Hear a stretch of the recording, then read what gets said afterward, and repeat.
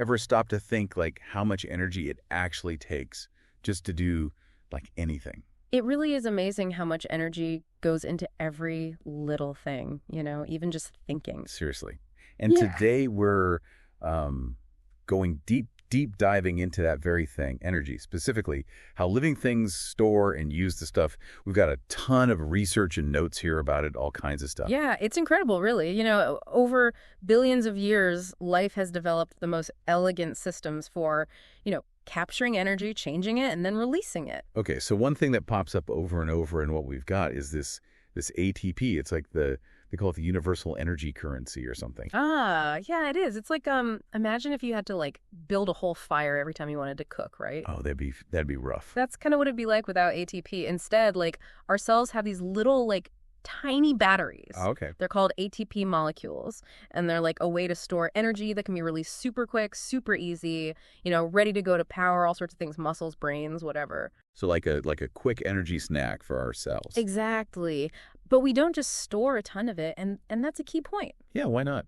Our notes mention something about recycling ATP all the time. Right. Well, ATP itself, the molecule, it's actually not that stable. Oh, I see. So it's not great for long-term storage, kind of like trying to store electricity in a leaky battery, Not ideal. No, not at all. So instead, our bodies, they've evolved this incredible system where they're constantly breaking down and rebuilding ATP.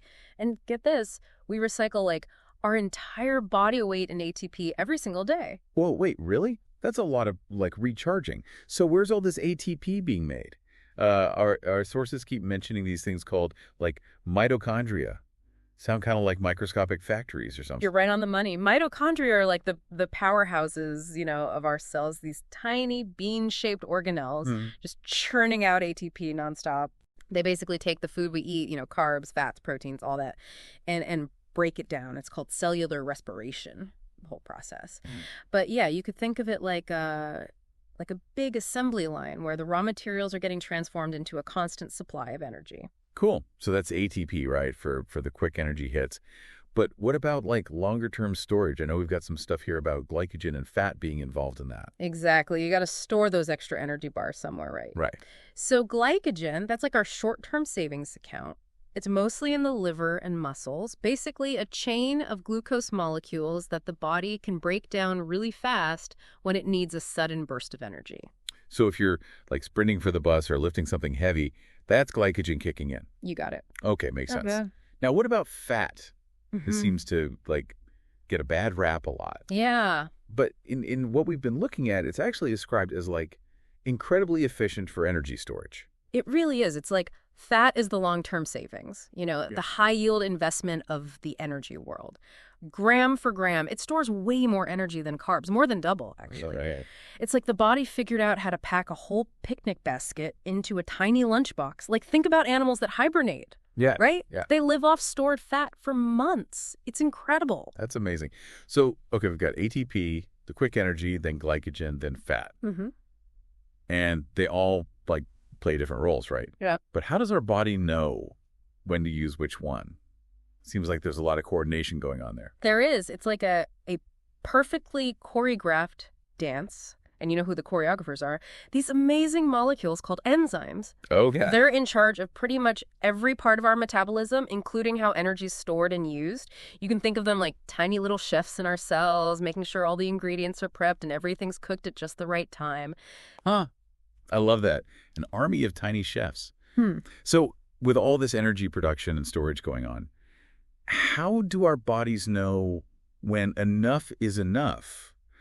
Is there something to keep us from having too much energy? There is. It's called feedback inhibition. Pretty ingenious system, actually. Keeps our cells from wasting energy. Oh. It's like a thermostat, but for metabolism. So when ATP levels get high, that signals to those little chefs, to slow down production. Oh, so it's regulating itself, basically. Yeah, exactly. It keeps things running smoothly. But, all this is about how our bodies work, right?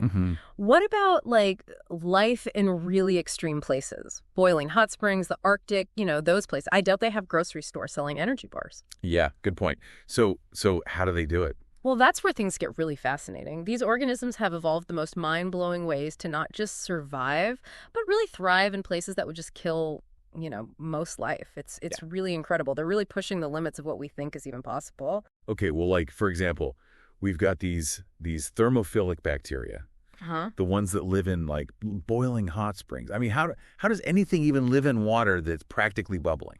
Adaptation. It all comes down to adaptation. They're enzymes. Remember those tiny chefs we were talking about? Oh, yeah. Theirs are built to take those crazy high temps. It's like having a kitchen that's like designed to work in the middle of a volcano. That's wild. So it's like they basically hacked the system to work in a totally different way. Exactly. Okay, well, what about the deep sea archaea we were talking about before? The ones that live near hydrothermal vents. Oh, yeah. Those are fascinating. Those places are like underwater volcanoes, right? Yeah, basically. Spewing out super hot water and often like tons of toxic chemicals. And these archaea, they thrive there. They do not only survive, but they actually use those chemicals as fuel as their energy source. No way. So they're like eating toxic gas. Pretty much. It's incredible, the resourcefulness of life. It really makes you wonder what else is out there. Oh, absolutely. Okay, but before we get too far down that road, I want to loop back to something a bit closer to home. We were talking about hibernation before. Yeah. And our notes mentioned bears as an example of this, like extreme energy adaptation. Right, because they managed to sleep through an entire winter, right, without eating. Yeah. How do they do that? Well, hibernation is kind of like hitting the ultimate pause button on your metabolism. Okay. So when a bear hibernates, its heart rate goes way down, body temperature drops, and it basically switches over to this like super slow motion energy mode.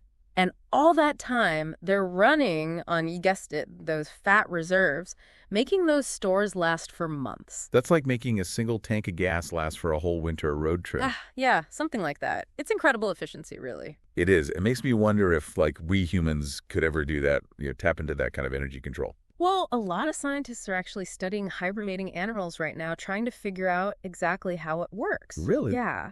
Because imagine the possibilities. Think longer space travel, maybe new treatments for diseases. That'd be revolutionary. It really would.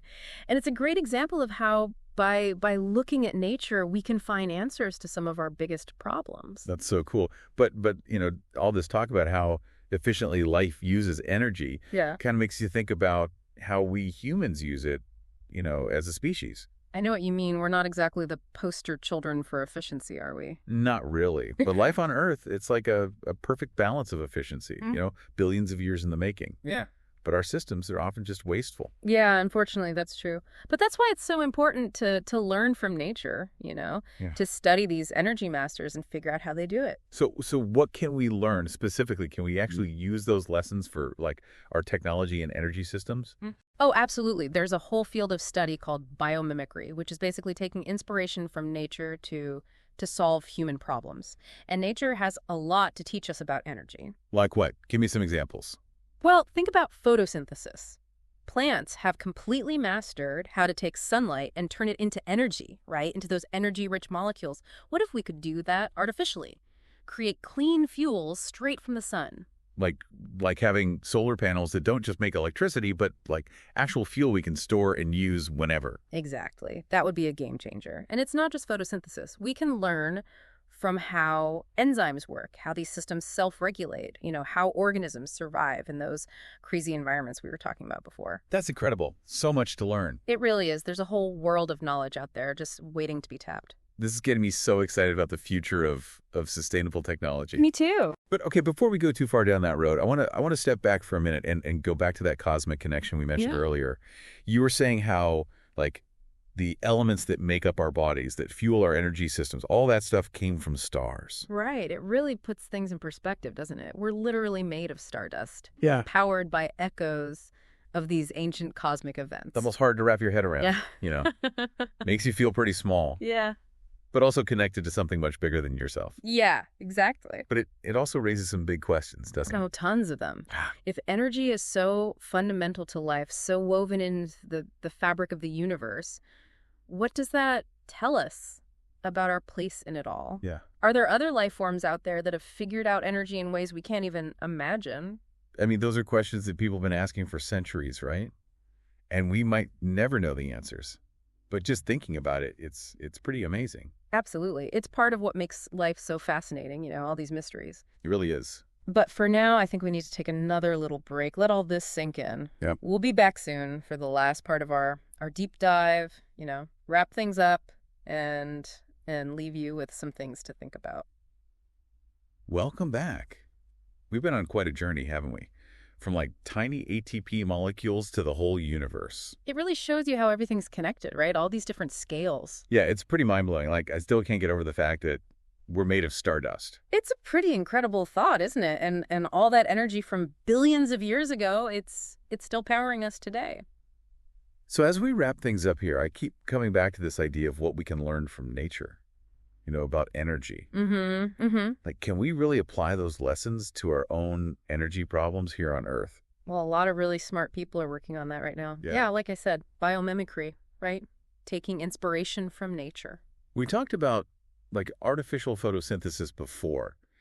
Are there other examples of that happening, in terms of energy? Yeah. Oh, yeah, tons. Like, scientists are studying how enzymes work, all that efficiency to try and create new catalysts for, like, industrial processes. So like, factories could basically be powered by, like, bio-inspired processes. Exactly. Less waste, less energy used. It's pretty exciting. And there are groups working on materials that can, like, harvest energy from things like wind and vibrations, just like how trees do. Wow. It sounds like we're on the edge of some really big changes in technology. I think so. But it's not just about the tech itself, right? It's got to be a change in how we think about things. We're part of this huge energy flow. We got to learn to work with it, not against it. Yeah, that's a good point. I feel like this whole deep dive, it's changed how I think about energy. Like, it's more than just facts. It's kind of made me feel more connected to everything, That's what these deep dives are all about. Spark curiosity, see things differently. Yeah, totally. So as we finish up, what's one big idea you want to leave people with, something to think about? I'd say it's this. Energy. It's the heart of life. It connects us to every living thing, even to the stars. And when you really understand that, you understand yourself a little better. That's beautifully put. And on that note, I want to encourage everyone listening to just keep exploring this amazing energy all around us. Yeah. Look at the trees, animals, even your own body. It's all powered by this incredible energy flow. And who knows what else we'll discover. But the journey never really ends, does it? So until next time, keep those questions coming, keep learning, and keep diving deep.